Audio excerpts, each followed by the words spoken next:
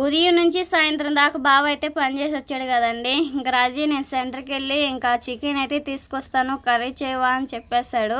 ఇంకా పని నుంచి వచ్చిన తర్వాత నేను ఏ కర్రీ చేసినా కానీ కొంచెం నచ్చట్లేదనమాట. ఇంక అందుకని చెప్పేసి నేను చికెన్ కర్రీ చేస్తే చాలా బాగా తింటాడండి బావ అయితే.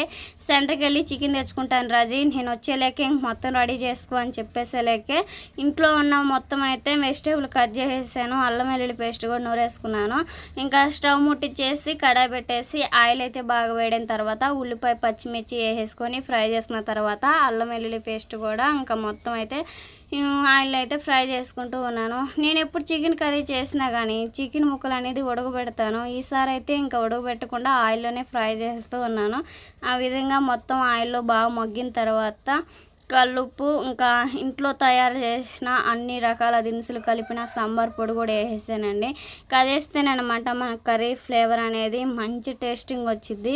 అందుకని చెప్పేసి పాతకాల పద్ధతిలో నేనైతే సాంబార్ కొట్టుకొని ప్రతి కర్రీలు అయితే వాడుతూ ఉంటాను.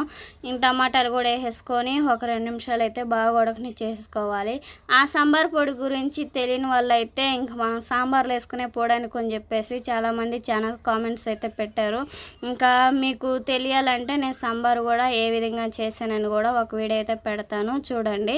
ఇంకా మనకి కర్రీ లాస్ట్ ఫైనల్గా అయితే బాగా ఉడికేసిందండి. కారం కూడా వేసుకున్నాను కదా, చాలా కలర్ఫుల్గా చాలా బాగా అవపడుతూ ఉంది. లాస్ట్ ఫైనల్ మన కర్రీ అయితే ఉడికిన తర్వాత ఇంట్లో తయారు చేసిన గరం మసాలా పొడి కూడా వేసుకొని ఆ విధంగా ఇంకా ఉడకనిచ్చేసుకుంటూ ఉన్నాను.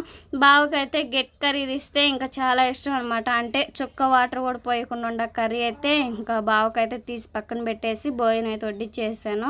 మా ఆయన కంటే మా సుహాస్ బాబు అయితే తినడానికి దూగుతూ ఉన్నాడు. బావకైతే ఇంకా భోజనం అయితే పెట్టేసిన తర్వాత నేనైతే కొంచెం గ్రేవీగా షేర్గా ఉంటే తినబుద్ది అని చెప్పేసి వాటర్ పోసేసిన తర్వాత ఆ కర్రీ ఉడికింది. నేను కూడా భోజనం అయితే చేస్తాను. వీడియో నచ్చితే ప్లీజ్ లైక్ అండ్ సబ్స్క్రైబ్ చేయండి.